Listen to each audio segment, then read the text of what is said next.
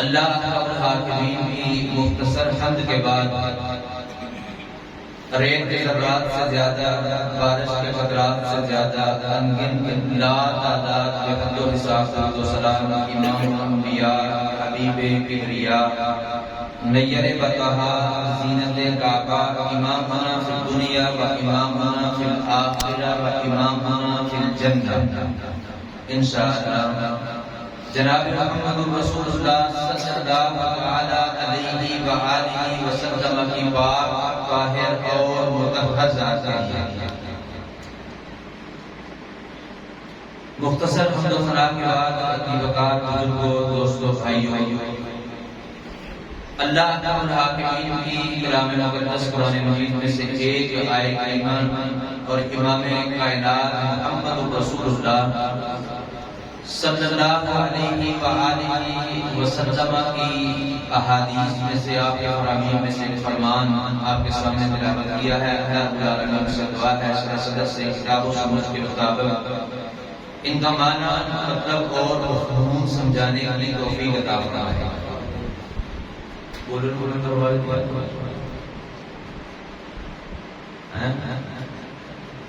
سمجھ نہیں آ رہی ہے بات کی،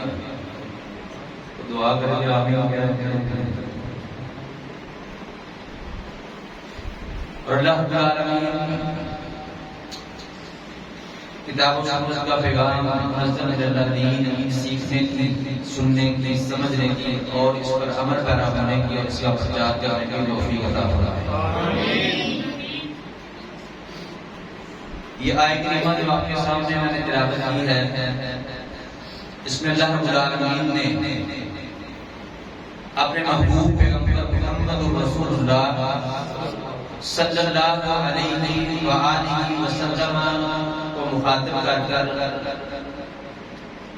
اپنے بندوں کو ایک پیغام دیا ہے۔ فرمایا قل هل يستوي الذين يعلمون والذين لا يعلمون، آپ فرما دیجئے کہ کیا وہ لوگ جو جانتے ہیں اور نہیں جانتے ہیں وہ برابر ہو سکتے ہیں؟ یعنی اللہ رب العالمین تو بخوبی اس بات کو جانتے ہیں، تو پھر سوال کیا ہے؟ اس کو کہتے ہیں استفہامی انکاری، یعنی اللہ رب العالمین نے سوالیہ انداز کے اندر اس بات کا رد فرمایا ہے کہ جو جاننے والے، کیا جاننے والے؟ اللہ رب العالمین کی کتاب کا علم رکھنے والے،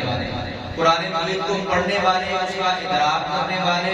اور اس کے مطابق عمل کرنے والے اور اس کا پرچار کرنے والے، اس کی دعوت کو آگے پہنچانے والے، یہ لوگ جو قرآن کو بولتے نہیں ہیں، دیکھتے نہیں ہیں، پڑھتے نہیں ہیں، یہ برابر نہیں ہو سکتے۔ قرآن مجید کا ادراک کرنے والے، اس کو پڑھنے والے، اس کا ترجمہ، مطالب، مفاہیم کو سمجھنے والے اور نہ سمجھنے والے، یہ برابر نہیں ہو سکتے۔ کس چیز میں برابر نہیں ہو سکتے؟ مراتب کے اندر، دنیا کے اندر بھی اور آخرت کے اندر بھی، مراتب کے اندر، درجات کے اندر یہ برابر نہیں ہو سکتے۔ اس کی بے شمار دلیلیں ہیں۔ قرآن مجید میں ایک واقعہ اللہ رب العالمین نے بیان کیا ہے اس کی دلیل، کہ جو اللہ کی کتاب منزل من اللہ شریعت کو پڑھتا ہے، اس کی شان، اس کی عظمت، اس کی رفعت، اس کی بلندی، اللہ رب العالمین کے ہاں اس کا درجہ، مرتبہ کیا ہوتا ہے۔ قرآن مجید میں ایک سورت ہے سورہ کہف، اس کے اندر اللہ رب العالمین نے اپنے نبی سیدنا موسیٰ علیہ السلام کا ذکر کیا ہے۔ صحیح بخاری کی حدیث میں رسول اللہ صلی اللہ علیہ وسلم نے اس واقعے کو کھول کر اس کی تشریح کو جو ہے وہ بیان کیا ہے۔ نبی صلی اللہ علیہ وسلم نے فرمایا کہ ایک دفعہ موسیٰ علیہ السلام بنی اسرائیل میں کھڑے تھے اور تقریر کر رہے تھے، ان کو درس دے رہے تھے، بات کر رہے تھے۔ تو ان کے درس کے بعد ایک بندہ آیا، اس نے کہا کہ موسیٰ علیہ السلام یہ بتائیے کہ اللہ کی زمین پر سب سے بڑا عالم کون ہے؟ اب موسیٰ علیہ السلام اللہ کے نبی تھے، اس سرزمین پر واقعی سب سے بڑے عالم موسیٰ علیہ السلام تھے، کیونکہ وہ اللہ کے نبی تھے، اللہ کی وحی ان پر آتی تھی، اللہ رب العالمین نے کتاب ان کو دی تھی، نبوت دی تھی۔ تو انہوں نے کہا کہ میں سب سے بڑا عالم ہوں۔ اب یہ جو میں ہے نا، میں، یہ اللہ رب العالمین کو پسند نہیں ہے۔ اللہ تبارک و تعالیٰ نے موسیٰ علیہ السلام کو ڈانٹا کہ آپ کو اس معاملے کو اللہ رب العالمین کے سپرد کرنا چاہیے تھا، جواب یہ دینا چاہیے تھا کہ اللہ رب العالمین بہتر جانتے ہیں کہ بڑا عالم کون ہے۔ تو لہذا اب آپ نے یہ جواب دیا کہ میں بڑا عالم ہوں، تو آپ جائیے فلاں زمین پر میرا ایک بندہ ہے جو آپ سے بھی بڑا عالم ہے۔ اب وہ بھی اللہ کے نبی تھے، خضر علیہ السلام، جن کو ہم خضر کہتے ہیں، سب صحیح لفظ ہے خضر۔ خضر علیہ السلام کے بارے میں اللہ رب العالمین نے بتایا تو موسیٰ علیہ السلام نے اللہ تعالیٰ سے ان کا پتہ پوچھا۔ اب اللہ رب العالمین نے ان کا پتہ بتایا، وہ اپنے شاگرد کو ساتھ لیا، یوشع بن نون کو، اور سفر شروع کر دیا۔ اللہ رب العالمین نے کچھ نشانیاں بھی بتائی، سفر شروع کر دیا۔ جو بات میں آپ کو بتانا چاہتا ہوں واقعہ لمبا ہے، صرف اشارہ اس میں سے بتاتا ہوں اپنے موضوع کے مطابق، کہ وہ گئے، اتنا لمبا سفر کر کے گئے، جب ان کے پاس پہنچے تو انہوں نے شرطیں لگائی کہ اگر میرے پاس علم حاصل کرنا ہے، میرے پاس جو ہے وہ کچھ سیکھنا ہے، تو اس کی یہ شرطیں ہیں۔ پہلے تو کہا کہ آپ میرے ساتھ صبر ہی نہیں کر سکتے۔ انہوں نے کہا کہ آپ مجھے صبر کرنے والا پائیں گے، آپ بتائیں جو آپ کے شروط ہیں ان کے مطابق میں علم کو حاصل کروں گا۔ یہ علم کی فضیلت اس سے کیسے ثابت ہوتی ہے کہ اللہ کا نبی ہے موسیٰ علیہ السلام، اللہ کی وحی آتی ہے،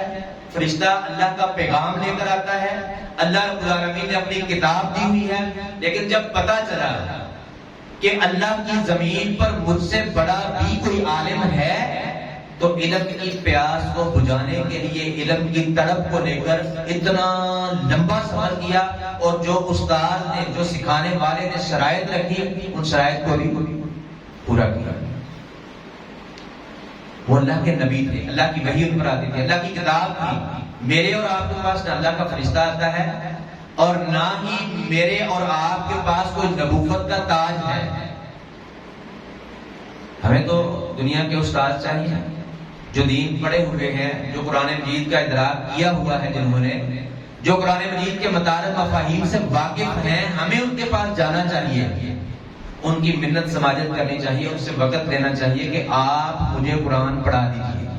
قرآن کا فہم سیکھنا چاہتا ہوں، اس کا ترجمہ پڑھنا چاہتا ہوں، اس کے احکامات اور منہیات کا ادراک کرنا چاہتا ہوں، اور اس کے مطابق اپنی زندگی کو بسر کرنا چاہتا ہوں، آپ مجھے پڑھا دیجیے۔ لیکن معاملہ اس کے برعکس ہے، اساتذہ کو آنا پڑتا ہے، لوگوں کی منتیں سماجتیں کرنی پڑتی ہیں کہ خود آ جائیں، اپنے بچوں کو دے دیں، آپ کے بچوں کو ہم حافظ بنا دیں، عالم بنا دیں، ان کو پڑھا دیں۔ یہ کیوں ہے کہ ہمیں اللہ رب العالمین کی منزل من اللہ شریعت کے علم کی قدر نہیں ہے، ہمیں پتہ ہی نہیں ہے کہ یہ کتنا ضروری ہے، اور ہمیں پتہ ہی نہیں ہے کہ اس کے بارے میں اللہ رب العالمین نے سوال بھی کرنا ہے۔ خیر یہ میں بعد میں آپ کو بتاتا ہوں انشاءاللہ۔ صحیح بخاری میں حدیث ہے، عثمان بن عفان رضی اللہ تعالیٰ عنہ راوی ہے، وہ فرماتے ہیں اللہ کے حبیب علیہ السلام نے فرمایا خیرکم من تعلم القرآن وعلمہ، تم میں سے بہترین، یہ انگلش میں آپ نے سنا ہوگا گڈ بیٹر بیسٹ، یہ تین فارم ہیں، گڈ اچھا، بیٹر بہت اچھا، اور بیسٹ بہت ہی اچھا۔ عربی میں اس کو کہتے ہیں اسم تفضیل، بیسٹ کو عربی میں کہتے ہیں اسم تفضیل۔ یہ جو صیغہ رسول اللہ صلی اللہ علیہ وسلم نے استعمال کیا ہے نا، خیرکم من تعلم القرآن وعلمہ، خیرکم یہ خیر اسم تفضیل کا صیغہ ہے، بیسٹ اس کا مطلب تم میں سے بیسٹ وہ ہے، بہترین وہ ہیں جو قرآن کو پڑھتے اور پڑھاتے ہیں، یا یوں کہہ لیں کہ سپرلیٹو ڈگری۔ دنیا کے کسی فن کے اندر آپ بچپن سے، لڑکپن سے، جوانی سے شروع کریں سپرلیٹو ڈگری اس فن کے اندر حاصل کرنے کی، اللہ کی قسم بال سفید ہو جاتے ہیں، عمر بیت جاتی ہے، پھر بھی 100 میں سے ایک بندے کو سپرلیٹو ڈگری ملتی ہے۔ لیکن یہاں پہ اللہ رب العالمین کی منزل من اللہ شریعت، اس کا دین سیکھنے کے لیے جو آتے ہیں، پہلے دن آپ کی مسجد کے اندر الف با تا سا پڑھنے کے لیے جو بچہ آتا ہے، اس کو یہ ڈگری محمد رسول اللہ صلی اللہ علیہ وسلم نے تھما دی، خیرکم من تعلم القرآن وعلمہ، تم میں سے بہترین وہ ہیں، بیسٹ وہ ہیں جو قرآن کو پڑھتے اور پڑھاتے ہیں۔ اور دنیا کے فن کی ڈگری جس کو ملتی بھی ہے، سپرلیٹو ڈگری 100 میں سے ایک بندے کو مل جائے، وہ کون دیتا ہے؟ دنیا کا کوئی بڑا دیتا ہے۔ کسی کو ایم این اے دے دے، کسی کو ایم پی اے دے دے، کسی کو وزیر اعلیٰ دے دے، بڑا دے گا تو ملک کا صدر وزیر اعظم دے دے گا۔ تو ہم خوشی سے پھولے نہیں سماتے، ہر کسی کو بتاتے ہیں، وہ تصویریں بنا کے فیس بک پہ چڑھاتے ہیں، لوگوں کو بتاتے ہیں فلاں صاحب نے میرے بیٹے کو یہ ڈگری دی ہے، مجھے یہ ڈگری دی ہے، میرے بھائی کو یہ ڈگری دی ہے۔ تو جس کو ڈگری کائنات کے سردار، انبیاء کے امام اور آدم علیہ السلام کی ساری اولاد کے سردار محمد رسول اللہ صلی اللہ علیہ وسلم نے، اس کی فضیلت کیا ہوگی؟ تو الف با تا سا پڑھنے کے لیے آنے والے بچے، قرآن مجید کا ترجمہ پڑھنے کے لیے آنے والے بچے، اللہ رب العالمین کے منزل من اللہ دین کو سیکھنے اور سکھانے والوں کو اللہ رب العالمین کے پیغمبر علیہ السلام نے، جن سے بڑا کائنات میں اللہ رب العالمین نے کوئی بنایا ہی نہیں ہے، انہوں نے ڈگری دی ہے، اور سپرلیٹو ڈگری دی ہے، خیرکم من تعلم القرآن وعلمہ۔ اور اسی طرح ابو داؤد میں، جامع ترمذی میں، دیگر کئی کتب میں حدیث ہے، نبی مکرم صلی اللہ علیہ وسلم نے فرمایا، من سلک طریقا یلتمس فیہ علما سہل اللہ طریقا الی الجنہ، جو بندہ کسی ایسے راستے پر چلتا ہے کہ اس کی منزل اللہ رب العالمین کے دین کو سکھانے والی، اور اس کی منزل پر اللہ کے دین پڑھانے والے، سکھانے والے، اس کا ادراک کرنے والے بیٹھے ہوئے ہیں، اس کے چلنے کا، اس راستے کو عبور کرنے کا، اس پر سفر کرنے کی نیت کیا ہے کہ اللہ رب العالمین کے دین کو سیکھے گا۔ من سلک طریقا یلتمس فیہ علما، جو بندہ کسی راستے پر چلتا ہے، نیت یہ ہوتی ہے کہ وہاں پہ جا کے اللہ کے دین کا علم سیکھوں۔ ابھی وہاں پہ گیا نہیں ہے، ابھی وہاں پہ پہنچا نہیں ہے، کلاس میں بیٹھا نہیں ہے، ترجمہ پڑھنا شروع کیا نہیں ہے، دین کو سیکھنا شروع کیا نہیں ہے، رسول اللہ صلی اللہ علیہ وسلم نے، کائنات کے امام علیہ السلام نے گارنٹی دی ہے کہ سہل اللہ طریقا الی الجنہ، اللہ رب العالمین اس بندے کے لیے، اس بچے کے لیے جو سیکھنے کے راستے پر چل رہا ہوتا ہے، اللہ تعالیٰ اس کے لیے جنت کا راستہ آسان بنا دیتا ہے۔ اور پھر یہاں تک بس نہیں، نبی صلی اللہ علیہ وسلم نے فرمایا کہ کائنات کی ہر چیز اس کے لیے دعا کرتی ہے، اللہ رب العالمین کے فرشتے اس کے لیے اپنے پروں کو بچھا دیتے ہیں، رکھ دیتے ہیں، پرواز کرتے ہیں۔ آپ دیکھتے ہیں یہ چیل کوے اوپر اٹھتے ہیں تو کبھی یہ پرواز کے اندر پروں کو ہلاتے ہیں اور کبھی یہ روک لیتے ہیں، اللہ کے فرشتے اپنے پروں کے ساتھ پرواز کر رہے ہوتے ہیں، ان کو ہلا رہے ہوتے ہیں۔ جب وہ اللہ کے دین کے طالب علم کو دیکھتے ہیں تو میں نہیں کہہ رہا ہوں، کائنات کے امام محمد رسول اللہ صلی اللہ علیہ وسلم نے فرمایا ہے کہ وہ اس کے احترام کے اندر اپنے پروں کی پرواز کو ہلانے کو روک لیتے ہیں۔ اور رسول اللہ صلی اللہ علیہ وسلم نے فرمایا کہ سمندر کی تہ کے اندر جو مچھلیاں ہیں وہ بھی اس کے لیے دعائیں کرتی ہیں، اس کے لیے مغفرت مانگتی ہیں، رحمت کی دعا کرتی ہیں۔ تو کائنات کی ہر چیز اس کے لیے دعا کرتی ہے۔ تو یہ فضیلت ہے جاننے والے کی اور نہ جاننے والے کی۔ اور نبی صلی اللہ علیہ وسلم کی حدیث جو میں نے آپ کے سامنے خطبے میں پڑھی، نبی صلی اللہ علیہ وسلم نے فرمایا، الدنیا ملعونۃ ملعون ما فیہا، دنیا اور دنیا کے اندر جو کچھ ہے سب کچھ لعنت کرتا ہے، ملعون ہے، الا ذکر اللہ تعالی، سوائے اللہ رب العالمین کے ذکر کے، وما ولاہ، اور اس ذکر کے ذریعے کے، او عالم او متعلم، یا دین کو پڑھانے والا استاد یا پھر دین کو سیکھنے والے طالب علم۔ چار چیزیں رسول اللہ صلی اللہ علیہ وسلم نے فرمایا کارآمد ہیں، باقی ساری کی ساری جانت زدہ ہے۔ میں نہیں کہہ رہا، کائنات کے امام انبیاء کے سردار محمد رسول اللہ صلی اللہ علیہ وسلم نے فرمایا، اور محمد رسول اللہ صلی اللہ علیہ وسلم اپنی طرف سے اپنی مرضی سے نہیں بولتے تھے، وما ينطق عن الهوى ان هو الا وحی یوحی، محمد رسول اللہ صلی اللہ علیہ وسلم اپنی زبان کو نطق حرکت دیتے تھے کب؟ جب اللہ رب العالمین کی وحی آتی ہے۔ تو رسول اللہ صلی اللہ علیہ وسلم نے وحی کے ذریعے مجھے اور آپ کو، اپنی امت کو یہ پیغام دیا کہ دنیا اور جو کچھ دنیا کے اندر ہے، جس کے پیچھے ساری زندگی ہم کھپتے ہیں، کھپاتے ہیں، اپنے آپ کو رولتے ہیں، اور جس کے پیچھے ساری زندگی ہم بھاگتے ہیں، یہ لعنت زدہ چیز ہے۔ لعنت سے بچنے والی کارآمد چیز کون سی ہے؟ اللہ رب العالمین کا ذکر، اللہ کے ذکر کا ذریعہ، اور دین کو پڑھانے والا اور دین کو پڑھنے والا۔ اب ہر بندہ کسی بھی زندگی کے کسی بھی شعبے سے اس کا تعلق ہے، وہ سرکاری ملازم ہے، وہ کھیت و کھلیان میں کام کرنے والا کسان ہے، وہ اپنا کاروبار کرنے والا ہے، وہ تاجر ہے، وہ عالم ہے، وہ کسی اسکول کالج یونیورسٹی میں پڑھنے یا پڑھانے والا ہے، دنیا کے کسی بھی شعبے کے ساتھ اس کا تعلق ہے، وہ ان لعنت زدہ چیزوں سے اپنے آپ کو بچا کر کارآمد چیزوں میں لا سکتا ہے۔ وہ کس طرح کہ رسول اللہ صلی اللہ علیہ وسلم کا اللہ تعالیٰ کا ذکر۔ اللہ تعالیٰ کا ذکر کیا ہے؟ اختصار کے ساتھ آپ کو بتاتا ہوں کہ ایک تو قرآن مجید اللہ تعالیٰ کا ذکر ہے نا، اللہ تعالیٰ نے خود فرمایا ہے کہ ہم نے آپ کی طرف یہ ذکر نازل کیا ہے اور ہم اس کے محافظ ہیں۔ قرآن مجید اللہ تعالیٰ کا ذکر ہے، نماز صحیح حدیث کے مطابق اللہ تعالیٰ کا ذکر ہے، اور صبح و شام کے اذکار، نمازوں کے بعد کے اذکار، روزمرہ کی دعائیں، کپڑے پہننے کی دعا، کپڑے اتارنے کی دعا، مسجد میں داخل ہونے کی دعا، مسجد سے نکلنے کی، گھر میں داخل ہونے کی، گھر سے نکلنے کی، بیت الخلاء میں جانے کی، آنے کی، یہ سارے روزمرہ کے جو اذکار ہیں یہ اللہ رب العالمین کا ذکر ہے۔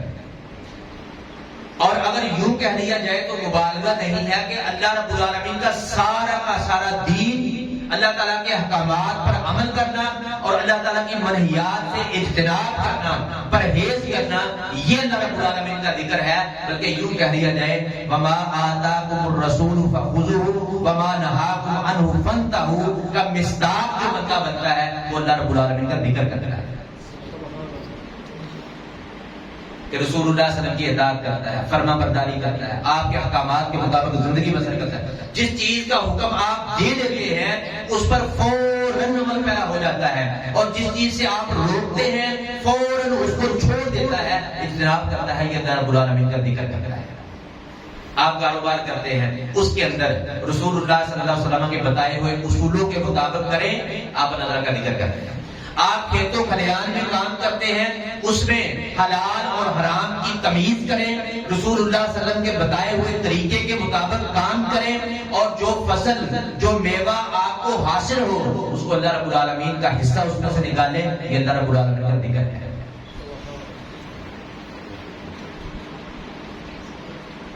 تو جب اس طرح کی زندگی آپ بسر کریں تو آپ لعنت زدہ چیزوں سے، پھر آپ بے شک کاروبار کریں، تجارت کریں، کھیت و کھلیان میں کام کرنے والے کسان ہیں، پھر آپ دنیا کا مال جمع کرتے ہیں، اس کو اکٹھا کرتے ہیں، ایک مکان آپ کے رہائش والا، 10 آپ نے کرائے پہ دیے ہوئے ہیں، ایک دکان آپ کی اپنی ہے، 5 آپ نے کرائے پر دی ہوئی ہیں، پھر اس کا نقصان نہیں ہوتا، پھر آپ لعنت زدہ چیزوں میں نہیں ہیں۔ وما بلاہو، اور اس ذکر کا ذریعہ وہ کیا ہے؟ آپ دین پڑھنے والے کسی طالب علم کو کتابیں لے کر دے رہے ہیں،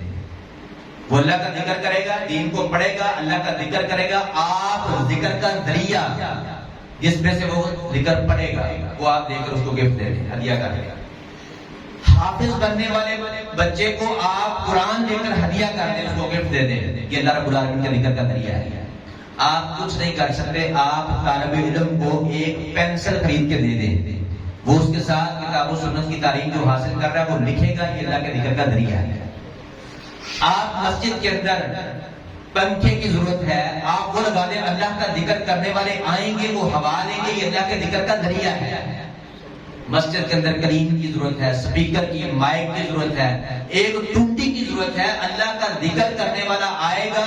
وہ اس سے وضو کرے گا، اللہ کا ذکر کرے گا، آپ نے اس کے لیے ذریعہ بنا دیا۔ آپ کا اپنا بچہ ہے، آپ اس کو مدرسے میں داخل کروائیں، بہت اچھی بات ہے، نہیں ہے تو آپ کسی کے بچے کو ترغیب دلا کے اللہ کے ذکر کے لیے مدرسے میں داخل کروا دیں، یہ اللہ کے ذکر کا ذریعہ ہے۔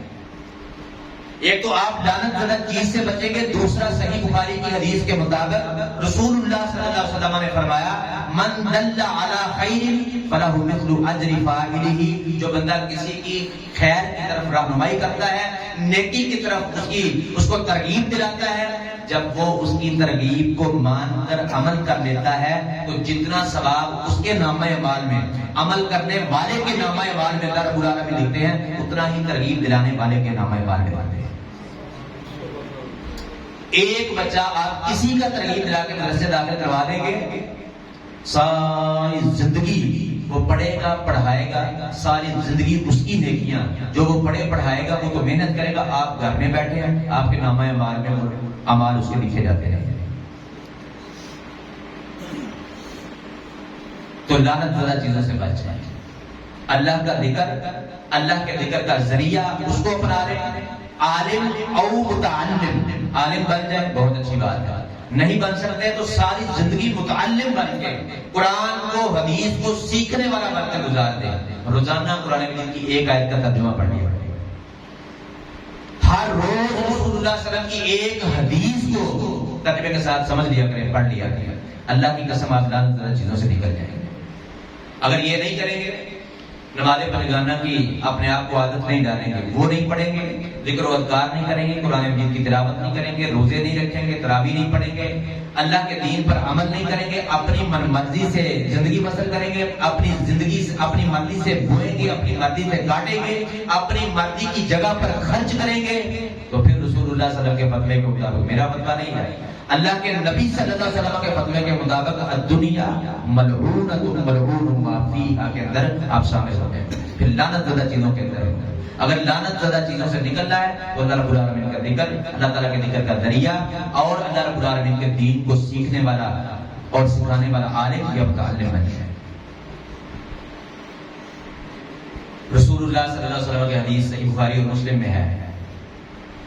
میری اور آپ کی اماں جان سیدہ عائشہ رضی اللہ عنہا بیان کرتی ہیں کہ نبی صلی اللہ علیہ وسلم نے فرمایا الماہر بالقرآن مع السفرۃ الکرام البررہ، جو قرآن کا ماہر ہے وہ کل قیامت کے دن لکھنے والے معزز فرشتوں کے ساتھ ہوگا۔ والذی یقرأ القرآن ویتتعتع فیہ وہو علیہ شاق لہ اجران، نبی مکرم صلی اللہ علیہ وسلم نے فرمایا جو قرآن کا ماہر ہے وہ تو کل قیامت کے دن اس کا حشر لکھنے والے معزز فرشتوں کے ساتھ ہوگا، اور ایسا بندہ جو قرآن کو پڑھتا ہے وَيَتَتَعْتَعُ فِيهِ اور اس میں اٹکتا ہے، بڑا ہو گیا ہے، پہلے سمجھ نہیں تھی، کسی نے بتایا ہی نہیں کہ قرآن مجید کو پڑھنا فرض ہے، قرآن مجید کا ترجمہ پڑھنا فرض ہے، اس کے بغیر چارہ نہیں ہے، پڑھا نہیں، اب بڑا ہو گیا، بوڑھا ہو گیا، زبان بولتی ہو گئی، پڑھ نہیں سکتا، پڑھتا ہے اٹکتا ہے، وہ تلاوت اس پر شاق گزرتی ہے، مشکل ہوتی ہے۔ نبی مکرم صلی اللہ علیہ وسلم نے گارنٹی دی نبوت والی زبان سے، وحی والی زبان سے، کہ اللہ رب العالمین اس کے لیے دو اجر دیتے ہیں، ایک اس کے پڑھنے کا، محنت کرنے کا، اور دوسرا اٹکنے کا، مشکل ہونے کا، دو اجر اللہ رب العالمین کے نامہ اعمال میں دیتے ہیں۔ تو کوئی بھی عمر ہو جائے قرآن کو چھوڑنا نہیں ہے، اس کو پڑھتے رہنا ہے، کوشش کرتے رہنا ہے، اور اپنے بچوں کو ابھی سے جو ہے وہ شروع کروائیں، مدرسے میں داخل کروائیں، حفظ کروائیں، قرآن مجید کی تعلیم دلوائیں، اس لیے کہ قرآن کے ماہر بنے اور کل قیامت کے دن لکھنے والے معزز فرشتوں کے ساتھ ان کا شمار ہوگا۔ ایک آخری بات کر کے پھر اپنی بات کو ختم کرتا ہوں کہ یہ ساری چیزیں کیوں ضروری ہیں، قرآن مجید کا ترجمہ پڑھنا، اس کا ادراک کرنا، اس کو سیکھنا، یہ کیوں ضروری ہے۔ ابو داؤد کے اندر صحیح حدیث ہے، رسول اللہ صلی اللہ علیہ وسلم نے فرمایا، آپ نے تین باتیں اس کی سنی ہوئی ہیں، کئی بار سنی ہوئی ہیں، کئیوں نے پڑھی بھی ہوئی ہیں، کہ نبی صلی اللہ علیہ وسلم نے فرمایا کہ بندہ مومن کو اور کافر کو جس کو بھی قبر میں رکھا جائے گا اس سے اللہ رب العالمین کا فرشتہ آ کر سوالات کرے گا۔ کیا سوال کرے گا؟ من ربک ما دینک من نبیک، تیرا رب کون ہے، تیرا دین کیا ہے، اور تیرے نبی کون ہے۔ یہ سوال تو آپ نے سنے ہوئے ہیں۔ اب دو قسم کے لوگ ہوں گے، ایک وہ جو صحیح جواب دیں گے کہ میرا رب اللہ ہے، میرے نبی محمد کریم صلی اللہ علیہ وسلم ہے، اور میرا دین دین اسلام ہے، اور دوسری قسم کے لوگ کون سے ہوں گے؟ جو بدبخت ہوں گے، جنہوں نے کتاب و سنت کو نہ پڑھا، نہ دیکھا، نہ سنا۔ وہ کیا کہیں گے؟ ہاں ہاں لا ادری، مجھے نہیں پتا میرے رب کون ہے، مجھے نہیں پتا میرا نبی کون تھا، مجھے نہیں پتا میرا دین کیا تھا۔ نبی صلی اللہ علیہ وسلم کے بارے میں پوچھا جائے گا کہ ان کے بارے میں کیا خیال ہے، وہ کہے گا وہی خیال ہے جو لوگوں کا خیال ہے، مجھے کچھ نہیں پتا۔ یہ تین سوالات۔ اسی حدیث کے اندر چوتھا سوال بھی ہے۔ نبی مکرم صلی اللہ علیہ وسلم نے فرمایا کہ جو صحیح جواب دے گا، اللہ کا فرشتہ اس سے چوتھا سوال کرے گا کہ تجھے معلوم کیسے ہوا کہ تیرا رب اللہ ہے؟ تجھے کس نے بتایا تیرا دین دین اسلام ہے؟ تجھے کس نے بتایا کہ محمد رسول اللہ صلی اللہ علیہ وسلم تیرے نبی ہیں؟ وہ کہے گا اللہ کی کتاب آئی تھی، دنیا میں موجود تھی، میں نے اس کو پڑھا، سیکھا، اس کا ادراک کیا، اس نے مجھے بتایا کہ میرا رب اللہ ہے، میرے نبی محمد ہے، اور میرا دین دین اسلام ہے صلی اللہ علیہ وسلم۔ جو بندہ یہ جواب دے گا ہاں ہاں لا ادری، مجھے نہیں پتا میرا دین کیا ہے، میرے نبی کون ہے، میرا رب کون ہے، فرشتہ ان سے چوتھا سوال یہ کرے گا تو نے سیکھا کیوں نہیں، تو نے معلوم کیوں نہیں کیا؟ ایک بات میں، تو نے سیکھا کیوں نہیں، تو نے پوچھا کیوں نہیں، تو نے پڑھا کیوں نہیں؟